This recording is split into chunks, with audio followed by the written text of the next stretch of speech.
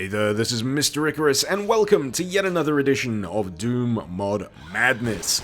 This time round, we are checking out Arachnocide, a mod that is certainly not for those of you out there who suffer from a bit of arachnophobia maybe, or just an aversion to bugs in general, because every enemy in this mod is a bug of some variety. For the rest of us, however, there's a fair amount of good old-fashioned bug smashing to be enjoyed here in Arachnocide, but make no mistake, this is not a mod that's just going to let you have your merry own way. This does have a fair bit of challenge behind it, because these bugs can deal some significant damage if you find yourself backed into an unfortunate corner, much like this one, for example. I just want you to pay a little bit of attention to the health bar in the top right there while I desperately try to reload this gun, because this scorpion here can take massive chunks out of your health if you're not too careful, and this is a recurring thing throughout the course of Arachnocide. You let these bugs get too close and they will take absolute chunks out of you, and if you're unfortunate enough to be stuck reloading a weapon such as the shotgun here, you'll find that there's often not really much you can do in retaliation, at least until you build up a decent enough arsenal to switch between. Another aspect of Arachnocide that could potentially work against you is generally the scale of the enemies you'll be fighting against. As you might have noticed here, a fair few of them are actually quite tiny, which translates to them being quite difficult to actually hit, especially if you're not using smart auto-aim, or if you're a complete and utter numpty like I am and decided to turn off the crosshair for some utterly god-awful reason. On the bright side, however, enemy size usually translates to how much effort is required to kill them. In this case, one or two direct hits are usually more than enough to seal the deal, and the real trick here is just making sure you don't expend too much of that precious ammunition trying to actually hit them in the first place. One of the things that intrigued me quite a lot about this particular mod is how exactly it decides which of these bugs it's going to have attack you at any given time. So I actually decided to load this map up, which is Hives of Madness, as just a vanilla map, just to see what monsters actually turned up. And these smaller monsters were typically defined by the placement of regular old zombie soldiers. Then you got the slightly more dangerous, slightly bigger varieties as shotgunners. Occasionally they'd spawn as flying varieties as well, so you'll get multiple varieties to one regular Doom monster, and then you'll get what I like to call the big kahunas, these guys, which take quite a lot to kill, which is why I'm just not going to engage them at all, and they're typically defined by the placement of barons, which I thought was pretty interesting.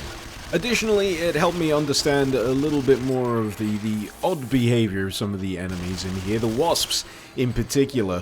I always thought they were a little bit bumbling, they didn't really seem to attack properly, and that's when I kind of discovered that they're meant to be friendlies of some sort. They actually attack other bugs rather than you, and I discovered this when I loaded it up in vanilla, saw that they were cacos and they weren't really interested in biting my face off. I mean, wasps are usually assholes. In terms of other things that Arachnocide brings to the table, you may also notice the inclusion of 3D models for various items here, such as the gas mask, health, and armor. Also, I really love that noise. That, if you didn't know, is the Metal Gear Solid item pickup noise. For the most part, the use of 3D items here actually doesn't bother me all that much. What does bother me is that I just threw a perfectly good gun on the ground to somehow get 2 dual pistols here. For some reason, this has been bugging me for a while. I've watched that animation, I've replayed a few of these levels just to figure out what's going on, and apparently your player chucks a perfectly good gun on the ground and then produces 2 more.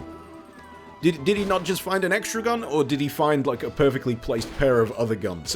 I don't know why that bothers me. It feels like I'm going insane that I'm even bringing that up, so someone please tell me if that bothers them as well in the comments. In terms of other things that bother me, there is one exception to the 3D models that kind of takes me out of the experience here, and that would be the inclusion of a 3D model for the explosive barrel. Maybe it's just me, but it just doesn't look right. It's the kind of thing that differs from an item because the barrel is part of the environment. I mean, sure, it's an interactive part of the environment, but still, there is something quite iconic about that 2D barrel sprite to me, and the replacements here, yeah, they're just kind of distracting. So let's talk about the weaponry, shall we? This mod seems to have a massive hard-on for revolvers. I don't quite know what it is, but there's like 2 or 3 revolvers just shoehorned in here. Not that I'm complaining. They're pretty good revolvers. They make bugs go splat. It's a lot of revolvers. As you can see, I'm on my 3rd revolver now. If you happen to be a revolver enthusiast that enjoys shooting bugs, then this is clearly the mod for you. We've also got the trench gun shotgun. Takes ages to reload, gotta be careful with that one. Super shotgun, little weedy feeling, gotta admit. Doesn't feel that great to fire in comparison to other super shotguns I've used of late. Machine gun's fine. You can actually upgrade this to a higher magazine capacity model, or is that clip? I don't know, I've just triggered a bunch of people instantly by even asking that question. But much like the revolvers, we've got a whole bunch of machine guns in here. Next one is a ridiculously fast-firing model that only has a 20-bullet magazine, so, yeah, lots of DACA in that one. We've also got one with a scope.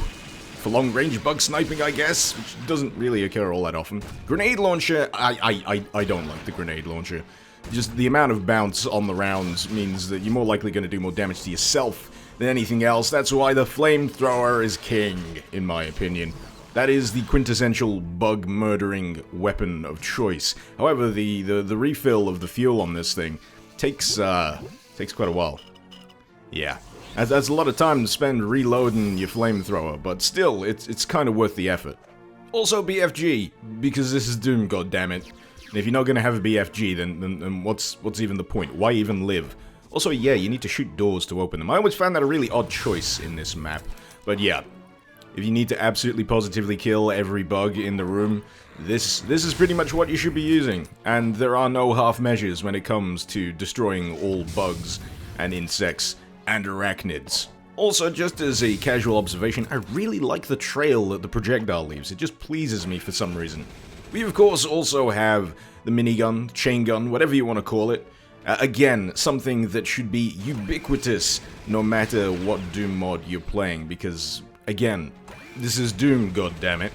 I will say, however, that the enjoyment of using such a weapon is hampered somewhat by the constant need to reload, which is something that carries on across most of the weaponry here in Arachnocide, and I feel like it's in there really just to ramp up the tension of you versus the bugs, because I can't think of a good reason otherwise. Same even extends to the rocket launcher. You gotta pause for a bit, pop in a new rocket, then you can fire again, and oh, it just feels so cumbersome. It feels so slow, and yeah, you do feel very tense as a result. So if that was the aim, they certainly succeeded on that front. But guess what? We're not even done here, because there's not just one class to choose from in this mod, not even two, but three, and each one of them comes replete with their own variations in the weaponry that you can get your hands on. As you can see, this one is much less revolver focused. This one features a lot more heavy handguns, and apparently each of these classes also feature their own particular stats relating to firepower, health, and speed, but I couldn't honestly tell you if I actually noticed much difference between the three at all besides the weaponry that you can actually wield. This class also gives you the ability to indulge in a little bit of John Woo action with a little bit of dual wielding, which is always appreciated, and it's also got a rather satisfying shotgun. I can't quite put my finger on why I like this one so much. I think it's the pump animation. It just feels right. Also, triple barrel shotgun. Believe it or not, this is in fact an actual real thing. You can Google it. It exists. Whether or not you can fire all three barrels at once in real life, however, is debatable. We've also got a cameo from the Doom 3 machine gun here, because of course we do. It just seems to worm its way into certain mods. I'd be surprised if it didn't, to be honest. Holding up the more DACA end of proceedings, we've got some pretty sweet machine guns here. This one just feels pretty damn nice to fire. It really feels like you're tearing through the old buggos. And we've also got this, which is a upgrade to the previous machine gun, just with a bigger barrel magazine, reminding me quite a lot of the Patriot from Metal Gear Solid 3. We've also got the explosive crossbow launcher, which is pretty much self-explanatory. It's a crossbow that launches an explosive crossbow bolt. There you go. And at the upper end, we've got the freeze cannon here, which I've got to admit feels a little underwhelming to fire. It just doesn't have that same satisfaction as something like the freeze thrower out of Duke Nukem 3D. Also, you have to make sure you have the kick bound to this, otherwise you're not going to have the satisfaction of actually shattering your foes yourself. Same kind of goes for the rapid fire upgrade version. I mean, sure, it fires quicker, but the effect remains the same. Just make sure you've bound that kick if you don't want to blue ball yourself on making them shatter to pieces. At least we got the black hole generator, which fires a friggin' black hole. Just don't stand too close to it. It will suck you in and it will kill you, which is, bad. At peak Dakar, however, we do have the heavy machine gun here, which fires in a rather satisfying manner. Get to relive a few of your Rambo fantasies if you choose to with this one. We've covered the rocket launcher, and we've got a Molotov cocktail here, which I believe is actually from Urban Brawl, if I'm not mistaken, and a baseball bat, which unfortunately doesn't appear to be the Die Batana, which is just a terrible, terrible shame. And this is the drill that will pierce the heavens. If I'm gonna be honest, going through all of these weapons is actually getting pretty goddamn tedious, so if you don't mind, I'm gonna be sticking to some of the more interesting weaponry for this third and final class, which includes, but is not limited to, a motorized pizza cutter. Shadow Warrior's dual Uzis are always nice to see in a mod. They're kind of like an easy win. If you want to have something that'll put a smile on my face, dual-wielding Uzis is right up there. We've also got a flare gun. I think it's a flare gun. It seems to be an explosive flare. You need to reload it after every shot in any case. We've also got the plasma gun, which I gotta say, the sprite that's been chosen for this weapon model, not a massive fan of that one, but I am a fan of the little animation for the BFG here. But you will notice it functions pretty much the same as the other BFG we've previously seen.